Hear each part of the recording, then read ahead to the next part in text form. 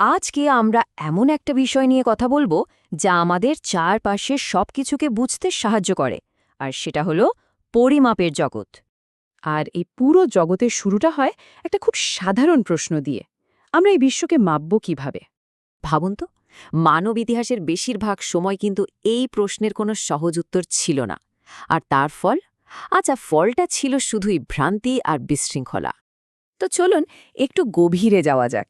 কেমন ছিল সেই সময়টা যখন মাপার কোনো সর্বজনীন বা নির্দিষ্ট নিয়মই ছিল না? দেখুন, প্রাচীন সভ্যতাগুলো কিন্তু পরিমাপের চেষ্টা ঠিকই করেছিল, কিন্তু সমস্যাটা ছিল তাদের পদ্ধতিগুলো ছিল এক এক জায়গায় এক এক রকম, আর সত্যি বলতে প্রায় নির্ভরযোগ্য ছিল না। একটা উদাহরণ দিই। কিউবেট বলে একটা একক ছিল, যেটা হলো কনুই থেকে আঙুলের ডগা পর্যন্ত মাপ। বেশ সুবিধাজনক, তাই না? কিন্তু আসল সমস্যাটা হলো আমার হাতের মাপ আর আরেকজনের হাতের মাপ তো এক না। এমনকি যখন তারা একটু সামঞ্জস্য আনার চেষ্টা করত, তখনও তাদের ভরসা করতে হতো স্থানীয় জিনিসপত্রের ওপর। যেমন ধরুন ক্যারেব বীজ, এটার আকার মোটামুটি একরকম থাকত, তাই রত্ন পাথর মাপার জন্য এটাকেই মানদণ্ড ধরা হতো। কিন্তু এই যে বিশৃঙ্খলা, এটা তো আর অনন্তকাল চলতে পারে না, তাই না? একটা সময়ে এসে এর পরিবর্তনের দরকার ছিল। আর সেই সুযোগটা এলো এক বিশাল সামাজিক আর রাজনৈতিক পট পরিবর্তনের সময়ে। সময়টা ছিল ফরাসি বিপ্লবের, আর সেই বিপ্লবের আদর্শ ছিল শুধু রাজনৈতিক স্বাধীনতা না, বরং সব রকম খামখেয়ালি ব্যবস্থা থেকে মুক্তি। সেখান থেকেই জন্ম নিল এক অসাধারণ আইডিয়া। এমন এক পরিমাপ ব্যবস্থা তৈরি করতে হবে যা হবে সবার জন্য, সব সময়ের জন্য। লক্ষ্যটা ছিল একদম পরিষ্কার, এমন একটা সিস্টেম বানাতে হবে যা কোনো রাজার পায়ের মাপের ওপর নির্ভর করবে না, বরং নির্ভর করবে প্রকৃতির নিজের ওপর। এই বিশাল দায়িত্বটা দেওয়া হয়েছিল ফ্রেঞ্চ একাডেমি দে সায়েন্সকে, আর তারা মানবন্ধ হিসেবে বেছে নিল স্বয়ং পৃথিবীকে। কিন্তু এ পথটা কিন্তু সহজ ছিল না। একটা ধারণা থেকে শুরু করে আজকের এই ধ্রুবক ভিত্তিক বৈশ্বিক সিস্টেমে পৌঁছাতে লেগে গেছে প্রায় ২০০ বছরের বৈজ্ঞানিক সাধনা আর অগ্রগতি। তো পুরো ব্যাপারটার মূল কথাই ছিল একটা সর্বজনীন ব্যবস্থা তৈরি করা, মানে বিজ্ঞানের জন্য এমন একটা ভাষা যেটা পৃথিবীর সব বিজ্ঞানী বুঝবেন এবং ব্যবহার করবেন। আর এই ব্যবস্থাটাই আজকে আমাদের কাছে পরিচিত ইন্টারন্যাশনাল সিস্টেম অব ইউনিটস, বা সংক্ষেপে এসআই বা এসআই নামে। আধুনিক এসআই সিস্টেমটা দাঁড়িয়ে আছে ৭টা মূল এককের ওপর। বলতে পারেন এগুলোই হলো ভৌত বিশ্বের বর্ণমালা, যার উপর ভিত্তি করে বাকি সব একক তৈরি হয়েছে। দৈর্ঘ্যের জন্য মিটার, ভরের জন্য কিলোগ্রাম, সময়ের জন্য সেকেন্ড।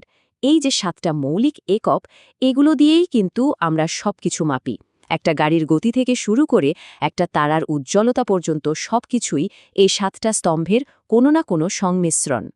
শুধু একটা এককের গল্প শুনলেই ব্যাপারটা পরিষ্কার হয়ে যাবে।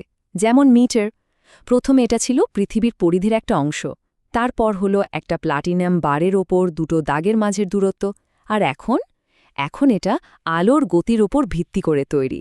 ভাবা যায় কতটা নির্ভুলতার দিকে আমরা এগিয়েছি। আচ্ছা, ভাষা তো তৈরি হলো, কিন্তু ভাষা জানলেই তো হবে না, সেটাকে ঠিকভাবে ব্যবহারও করতে জানতে হবে। মানে শুধু মাপাটাই বড় কথা নয়, আসল কথা হলো আমরা কতটা ভালোভাবে মাপছি। আর এখানেই দুটো খুব গুরুত্বপূর্ণ শব্দ চলে আসে: নির্ভুলতা বা অ্যাকুরেসি, আর সূক্ষ্মতা বা প্রিসিশন। এই দুটো শব্দ আমরা প্রায়ই গুলিয়ে ফেলি, কিন্তু দুটো আসলে একদম আলাদা জিনিস। ধরুন একটা জিপিএস আপনাকে একটা রেস্টুরেন্ট আশেপাশের কয়েকটা জায়গায় দেখাচ্ছে। সবগুলোই লক্ষ্যের কাছাকাছি, কিন্তু ছড়ানো ছিটানো।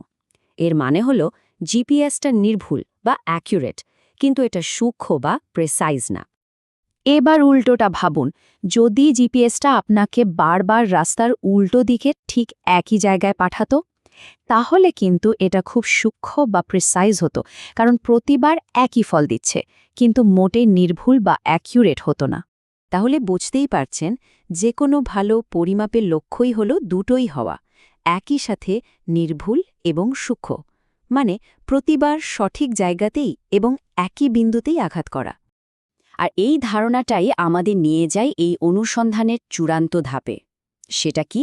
আমাদের পরিমাপগুলোকে আর কোনো পার্থিব বস্তুর সাথে নয়, বরং সরাসরি মহাবিশ্বের সবচেয়ে স্থিতিশীল, সবচেয়ে মৌলিক জিনিসগুলোর সাথে জুড়ে দেওয়া। এর মানে হলো আজকে এসআই ইউনিটগুলো আর প্যারিসে রাখা কোনো ধাতব দণ্ডের উপর নির্ভর করে না। এখন এগুলোর সংজ্ঞা দেয়া হয় আলোর গতি বা প্ল্যাঙ্কের ধ্রুবকের মতো প্রকৃতির অপরিবর্তনীয় নিয়মগুলোর ওপর ভিত্তি করে। আর এটাই কিন্তু খুব গভীর একটা ব্যাপার, কারণ পদার্থবিজ্ঞানের পুরো কাঠামোটা দাঁড়িয়ে আছে এই বিশ্বাসের উপর যে প্রকৃতির এই মৌলিক ধ্রুবকগুলো, এগুলো সত্যিই ধ্রুবক। স্থান কাল নির্বিশেষে এগুলোর কোনো পরিবর্তন হয় না। এই যে আমরা পরিমাপের একটা নিখুঁত ভাষা তৈরি করলাম, এটা করতে গিয়েই বিজ্ঞানীরা একটা আরও বড় আর গভীর প্রশ্নের সামনে এসে দাঁড়িয়েছেন। প্রশ্নটা খুব সহজ, কিন্তু উত্তরটা হয়তো নয়। প্রশ্নটা হলো, প্রকৃতির এই ধ্রুবকগুলো, এগুলো কি আসলেই ধ্রুবক?